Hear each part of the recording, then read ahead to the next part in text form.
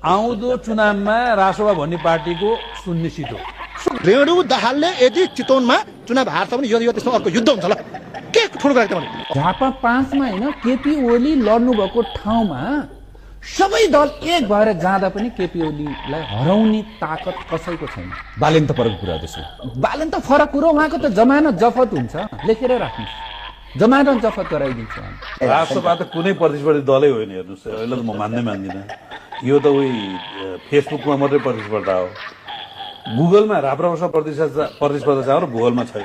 मैले पहिला नम्बर के भने एक त उसले चुनावै लड्दैन, दोस्रो कुरा चुनाव लड्यो भने जित्दैन, अगर जितो भने भन्ने प्रश्न आयो म तिम्रो गु खाइदिन्छु भने मैले गलत बोलिनँ, जितोस् म खाइदिन्छु, त्यसैको खाइदिन्छु। कस्ता कस्ता कहाँ गए मुसाका छोरा कोटा भन्छन् नि। केपी शर्मा ओलीलाई कसले हराउन खोज्दाखेरि सकेनन्। अब बालेन शाहले केपी शर्मा ओलीलाई हराउने यो आकाश खसे के होला जस्तो कुरा नगर्नुहोस् के ऋषिजी। बालेन शाहजीले म यसो हेर्छु राष्ट्रपाका मान्छेले केपी शर्मा ओलीसँग जोडिएर आफ्नो पार्टीको प्रचार गरिरहेछन्। केपी ओली यदि हारो भने चाहिँ म इलाम जिल्ला छोड्छु।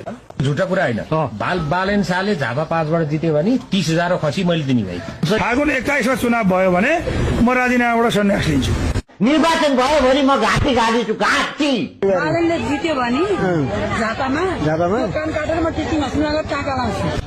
20 देखि 25,000 मतले उहाँले जित्न सक्नु भएन छ भने तपाईहरुलाई अगाडि मिडियाका अगाडि यो कुरा मैले तपाईहरुलाई साँची राखेर यो कुरा गर्छु। मलाई कहाँ झुन्याउनु पर्छ। 20 देखि 25,000 मतान्तरले जित्नु भएन छ भने निर्वाचनको मत परिणाम आका दिन म झुन्निन तयार छु। फागुन 21 मा तपाई इलेक्सन गर्न सक्नुहुन्छ, म लेखेर दिन्छु यो रेकर्डमा तपाईहरु अगाडि राखेर र गराएर हेर्नुस् म मेरो जीवनमा पोलिटिक्स छोडिदिन्छु गराइदिनु भएछ नि ल। सक्नुहुन्न, this is next to impossible. मैले त पहिले नै मेरो च्यानलबाट नै भनेको छु फागुन 21 गते चुनाव हुँदैन।